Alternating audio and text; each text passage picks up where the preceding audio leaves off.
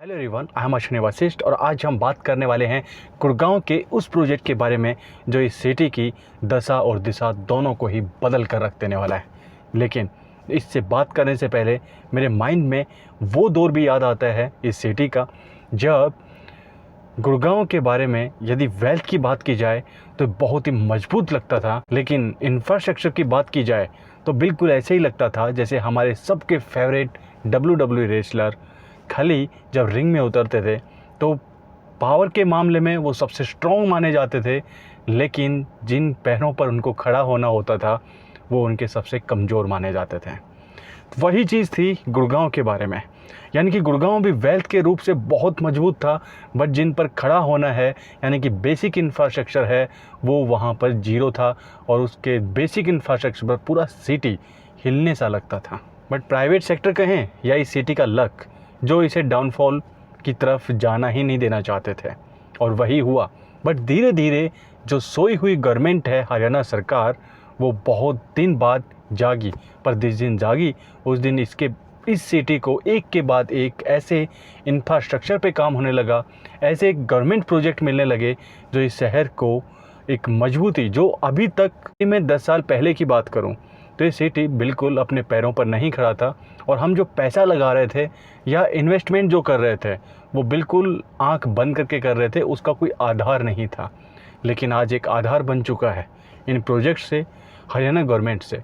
कौन सोच सकता था कि कोई ऐसा प्रोजेक्ट आएगा 1003 एकड़ में। मैं बात कर रहा हूँ ग्लोबल सिटी की, और मैं इसे आपको मैप के ऊपर भी समझाऊंगा कि कहाँ पे क्या आना है और किस तरीके से आना है। लेकिन इससे पहले हम इस प्रोजेक्ट का बेसिक जान लेते हैं। कोई ऐसा प्रोजेक्ट जो 1003 एकड़ में अभी बनने वाला है और उसके लिए हरियाणा गवर्नमेंट 4800 करोड़ का इन्वेस्ट करने वाली है ओनली इसके बेसिक इंफ्रास्ट्रक्चर पर।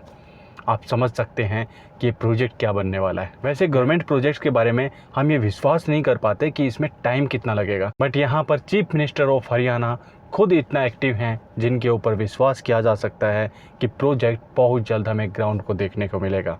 यदि मैं आपकी बताऊं कि सीएम खट्टर साहब जो पहले की अरब कंट्रीज़ में जा चुके हैं, इसी प्रोजेक्ट के लिए उनके डेलीगेशन से मिल चुके हैं। इसके बाद उन्होंने बेंगलुरु, मुंबई और दिल्ली एनसीआर के जो डेवलपर्स हैं उनसे कांटेक्ट किया, उनके सुझाव मांगे कि आप जो भी सुझाव हो सकते हैं, जिस तरीके से हम इस एरिया को वर्ल्ड क्लास एक ऐसी सिटी बना सकते हैं जो कि अभी तक वर्ल्ड में भी ना देखने को मिले।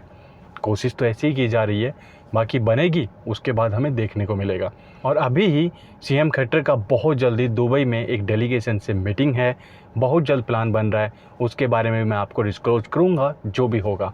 सो यहाँ पर यदि सिटी के बारे में बात की जाए, जिस टाइप की सिटी बननी है, एक सिटी जिसमें 6 किलोमीटर का एक ग्रीन कॉरिडोर बने, एक सिटी जिसमें इंटीग्रेटेड कमांड कंट्रोल सेंटर हो, ऑटोमेटेड वेस्ट कलेक्शन हो, मल्टी मॉडल कनेक्टिविटी हो, यानी कि उसमें चाहे आप MRTS से जोड़ सकते हैं। MRTS इसको इंटरनल जो कनेक्टिविटी हैं वो तो देगी, साथ में मानेसर और द्वारका और दूसरे दिल्ली और गुड़गांव की मेट्रो से कनेक्टिविटी भी देगी, और साथ ही हेलीपोर्ट जो कॉमन यूटिलिटी टनल्स का मतलब है कि आपको यहाँ पर जो गवर्नमेंट्स के जो प्रोजेक्ट देखने को मिलती हैं, रोड बनाओ, उसके बाद में फाइबर बिछाई जा रही है, उसके बाद में फिर उसको फिर से बना दिया, उसके बाद फिर कुछ सीवरेज के लिए बनाया जा रहा है, कुछ होते तो वो सब एक कॉमन होंगे और पहले बन के रेडी होंगे, जैसा कि आपको दिल्ली मुंबई इंडस्ट्रियल कॉरिडोर पर भी बनाया जा रहा है।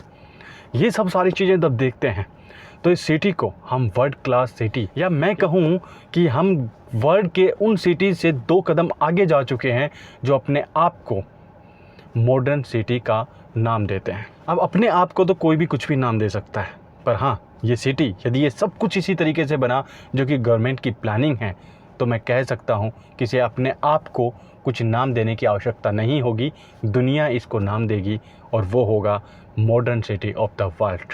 इन्वेस्टमेंट कैसा रहेगा और किस तरीके से करना चाहिए, कौन सी ऐसी लोकेशन होंगी जिनके एप्रिसिएशन में इसका एक अहम रोल होगा, वो मैं आप लोगों के साथ शायद नेक्स्ट पार्ट में शेयर करूं, क्योंकि ये बहुत बड़ा बन जाएगा। लेकिन इससे पहले मैं आपको मैप पर इस प्रोजेक्ट के बारे में बताऊंगा, जैसा कि मैंने आप लोगों से पहले ही प्रॉमिस किया है। बट मैं फिर भी आप लोगों को सुझाव दूंगा कि अकेले इस प्रोजेक्ट को देखकर और आप आंख बंद कर किसी भी बिल्डर में इन्वेस्ट करने से बचें, क्योंकि बहुत सारे लोग हैं आपको यही कहेंगे कि लास्ट ट्रेन है, बैठ लो, अदरवाइज़ आप रह जाओगे। मैं आप लोगों को यही सुझाव देता हूं कि एक ट्रेन निकलती है तो दूसरी ट्रेन भी आती है, बेशक उसमें टाइम लग सकता है। और ऐसा ना हो कि आपको जल्दबाजी में ट्रेन में बताकर और आपको ज़बरदस्ती बिठा दिया जाए और बाद में पता लगे मुझे जाना कहीं था, मुझे भैया ने बिठा कहीं दिया। तो ऐसे लोग हैं मार्केट में। सो चलिए अब आते हैं मैप पर। यदि हम ग्लोबल सिटी की बात करते हैं तो हमारी जो एंट्री होगी द्वारका एक्सप्रेसवे से, तो द्वारका एक्सप्रेसवे से डायरेक्ट एंट्री होती है और इसके पास से वैसे पटौदी रोड भी निकलता है, बट उसकी एंट्री हमारी जो द्वारका एक्सप्रेसवे से साइड से होकर ही होगी और इसकी जो मेन एंट्री है ये यहाँ से होती है। अब यहाँ से हम आएंगे तो इसके एंट्री और एग्जिट जहाँ भी इस सिटी में हैं, ग्लोबल सिटी में हैं, वहाँ पर एक सबसे अच्छी बात ये है कि आपको पेट्रोल पंप मिलेंगे, आपको पुलिस स्टेशन मिलेगा, आपको सीएनजी स्टेशन मिलेगा, आपको पार्किंग के लिए स्पेस मिलेगा। जैसे कि यहाँ पर ये है, इस एरिया में आपको ये सभी एमिनिटीज आपको जो पुलिस स्टेशन मिल जाता है, पेट्रोल पंप मिलता है, सीएनजी स्टेशन मिलता है और पुलिस स्टेशन होता है। अब सबसे पहले हम बात कर लेते हैं जो अभी के लिए जिसमें अभी ऑक्शन होनी है वो ये एरिया है। 50 एकड़ का ये, 28 एकड़ का ये है, 40 एकड़ का ये है और 23 एकड़ का ये है।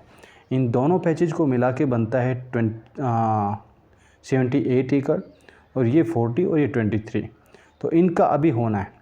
अब जहाँ से हम एंट्री लेते हैं, यहाँ से हमने एंट्री ली और जो आप सामने देख रहे हो ये लेक है, यानी कि इस प्रोजेक्ट को जिस तरीके से बनाया गया है ये हर एक चीज़ का यहाँ पर ध्यान रखा गया है। जिस तरीके से हम एक फ्लैट का डिज़ाइन देते हैं उस तरीके से इन्होंने एक 1003 एकड़ के पूरे प्रोजेक्ट को डिज़ाइन किया है।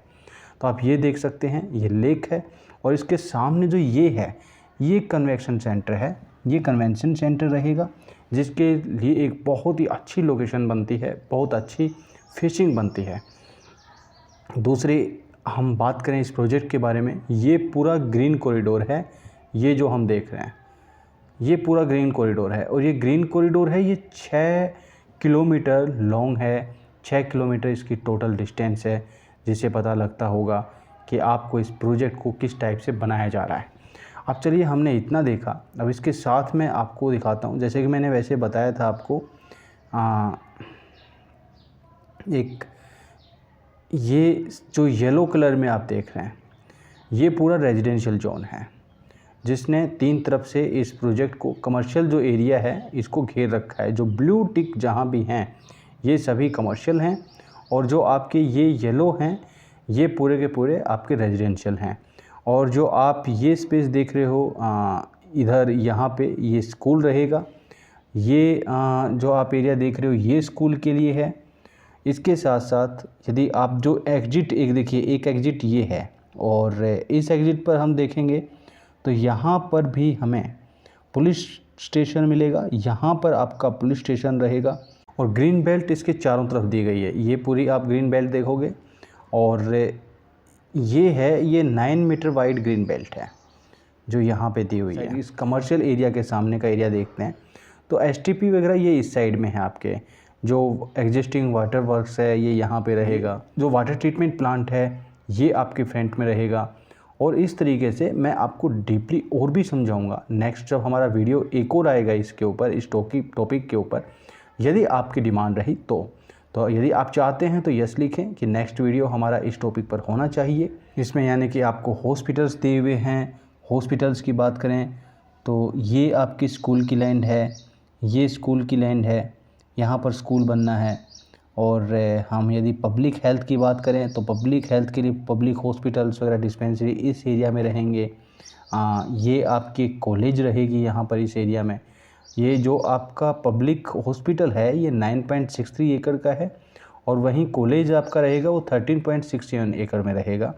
और इसके आसपास की जो लोकेशन है मैं आपको उसके साथ भी समझाऊंगा कि किस तरीके से इसकी कनेक्टिविटी रहेगी। बहुत कुछ मैंने बताया है वैसे। अब मैं ज़्यादा वीडियो बड़ा ना बनाते हुए मिलेंगे नेक्स्ट टाइम। तब तक के लिए थैंक यू वेरी मच।